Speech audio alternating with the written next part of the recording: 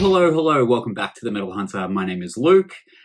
This will be my second episode of Entry Level. Now, on the last episode, I spoke about 10 essential debut death metal albums. And this time I'm going to be speaking about 10 essential thrash metal debut albums. On the end of this, I am going to include a couple of bonus albums because there's so many thrash metal bands and so many amazing bands out there to talk about. I really wanted to compile a list of 10 essential bands that are kind of entry-level, bands that you've probably heard of. But I also just wanted to include a couple that, if you want to dig a little bit deeper, they're definitely bands that you want to start with. I will preface again for this video, usually I like to drop in some, like a little music clip and things like that. I'm trying to avoid any copyright claims or anything like that because I know that it is a pain in the ass when it gets blocked in certain countries and things like that. So what I'm going to do is I'm going to be naming the album, naming the band, obviously, and then naming the song that I think you should start with on that album. If you're someone like me who wants to just dive into the record, you can more than welcome just to go and listen to the actual album. What I also want from you guys, because this is a give and take relationship, I want to know if I got anything wrong, if I missed anything, if you agree, if you disagree. I want you to drop some comments down below. Maybe give me your top 10 thrash metal debut albums. What have I missed? What do you like? What don't you like? Etc. etc. Now, as I mentioned in a previous video, I am going to be doing a Q&A at the end of this week on Friday. So if you've got any questions for my Q&A, just drop them down in the comments below as well. And if you've got any recommendations for my reactions, drop them down. I've got a list a fucking mile long so far, so I'll get to them as soon as I can. All right, let's get this underway. 10 essential debut thrash metal albums. When I spoke about death metal, I did a thing where I just basically read off the Wikipedia page. I'm going to do exactly the same thing. I'm just going to read what thrash metal is off Wikipedia because Wikipedia knows all and they say it so eloquently. So thrash metal, or simply thrash, is an extreme subgenre of heavy metal music characterized by its overall aggression and often fast tempo.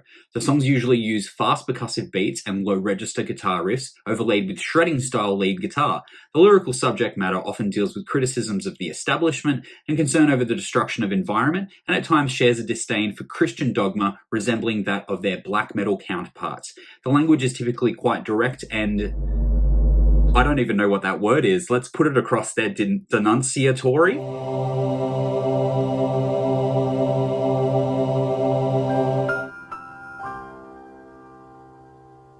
An approach borrowed from hardcore punk. So, thrash metal essentially started in the early 80s. Around 81, 82, 83, a lot of bands were starting to get a lot faster. They were wanting to emulate the new wave of British heavy metal that was coming over, and they were starting to try and incorporate like hardcore punk and like the traditional metal that was coming out and basically smash it together. There was a lot of bands that were just ripping bands like Venom off straight up. They were just like, yep, I'm just going to be a Venom counterpart. Bands like Kreator, Destruction, like a lot of those Teutonic German thrash metal bands did that quite well. But there were the American bands and Canadian bands that were taking the new wave of British heavy metal and punk rock and just smashing it together and creating thrash metal. So now that I've rattled off a bunch of random nonsensical bullshit, here's my list. Okay, so they're not in order. I'm just going to fire them out as they come. All right, Megadeth, Killing Is My Business and Business Is Good, came out on June 12th, 1985 through Combat Records. Now, as you know, Dave Mustaine was kicked out of Metallica when they traveled up to New York to record a record, and they got up there and they were like, you know what, you got to get the fuck out of here. Which is pretty harsh, but if you don't know the story of that, I'll link a story down below. And while you're reading that, you should listen to Skull Beneath the Skin, which is I think track 4 or track 5 off that record from memory. It's a little bit dusty. Had quite a few beers over the weekend. Number 2, one of the most underrated thrash bands of all time who are still kicking ass. They're still around. They're still fucking putting out great records. The band is Annihilator. The record is Alice in Hell. It came out on April 17th, 1989 through Roadrunner Records, and you cannot go past Alice in Hell. That track is fucking awesome. Check it out. Next up, we've got Death Angel, The Ultraviolence. Now, this one came out on April 23rd, 1987 through Enigma Records, and the track that I'm going to recommend is Evil Priest. Now you're going to notice that quite a few albums on this list have come out in April, which is kind of a weird coincidence because I'm recording this in April, and a lot of these albums will come up in my Metal History Month of April, which will come out at the end of this month or the start of next month, depending on how fucking lazy I am. So very weird coincidence. I don't know if it was like, maybe it's their summer in America and a lot of people wanted to buy more music during summer. It could have been like a strategic thing by marketing. I don't know. If you guys have any insight on that, let me know down in the comments because I always want to learn. Okay, so I mentioned these guys before, Kreator. Kreator are a German Teutonic thrash band. They started out as a straight-up Venom ripoff. The album that came out in October 1985 through Noise Records was called Endless Pain, and the track that I want you to check out is called Tormentor. This is flat out just like, it sounds like a Venom cover, straight up. It might even be a Venom cover. I might not have done my research right, and I could be fucking up. But anyway, moving right along, next up we've got Testament, The Legacy. Now, this one came out on April 21st, 1987, which is a fantastic year, through Megaforce Records. Their opening track is called Over the Wall. Now, recently through the publication that I work for, Insert Review here, I wrote an essential 10 tracks of Testament. You should go and check that out, and definitely let me know if I missed anything. Definitely let me know if I got anything wrong, because I'd love to hear about it. I wrote that article because Testament were coming out for Download Festival, which is obviously had been cancelled, which really, really fucking sucked because there was so many bands on it that I wanted to see. And, as Australian fans, we don't get a great deal of metal festivals. So to get, a couple of good heavy metal bands like Carcass, Testament, Baroness, shit like that, even Deftones were up there and the headliners. It's a real shame to see it happen, and hopefully the festival can come back from it and put out another lineup up next year if we're out of lockdown by then. I also will make a personal note. The New Testament record came out on Friday. I have had to listen to it, and it's fucking fantastic.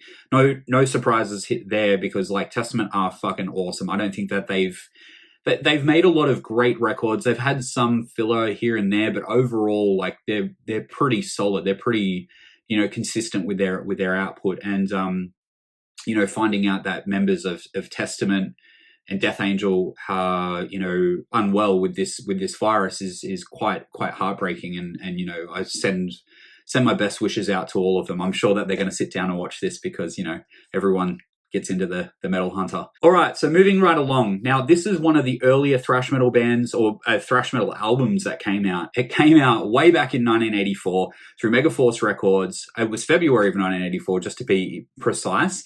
It was Anthrax, Fistfull of Metal.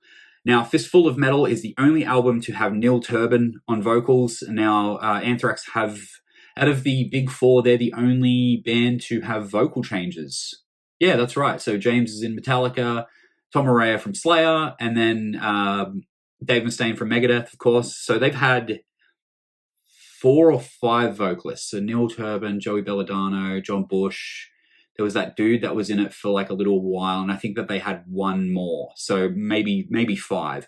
I've seen 3 of them. I've seen 3 of them. So I've seen Joey Belladonna. I saw that dude that was in the band. I can't remember his name. I'll put her across the thing once I edit this. I saw them in London at the Metal Hammer Awards, which was interesting. I thought he had a great voice, but apparently he was a bit out there. And I've also seen John Bush. It was one of the best shows that I've ever seen. In like 2003 or 2004, Anthrax came out with Killswitch Engage and Soilwork. I've spoken about this story before, so if you don't know about that, I'll link the video down below. There's going to be so many links down there. This record is fucking awesome. I cannot go past Death Rider. It's the opening track. All right, so in the last video, in the death metal one that I did, I spoke about a lot of classic bands, and I also included something that's new.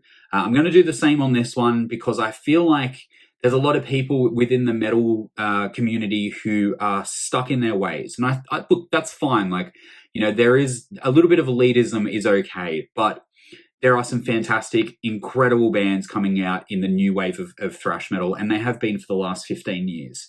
I will mention a couple of bands at the end of this video that will be more of the newer stuff, but the one that I needed to include in this list was Power Trip. The album's called Manifest Decimation. It came out on June 11th, 2013 through Southern Lord Records, and the track that you have to listen to. If you listen to any tracks on this list, it's got to be this one. It's called Crossbreaker. Right, so couple more classics to go, and then I'll give you a couple of bonuses to go and check out, to go and listen to.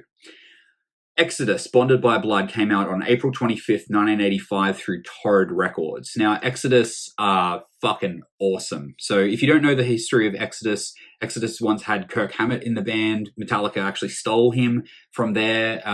They're one of those bands that are just like, they're classic for a fucking reason. And the Bonded by Blood, I haven't even been going through all of these record covers. What the fuck?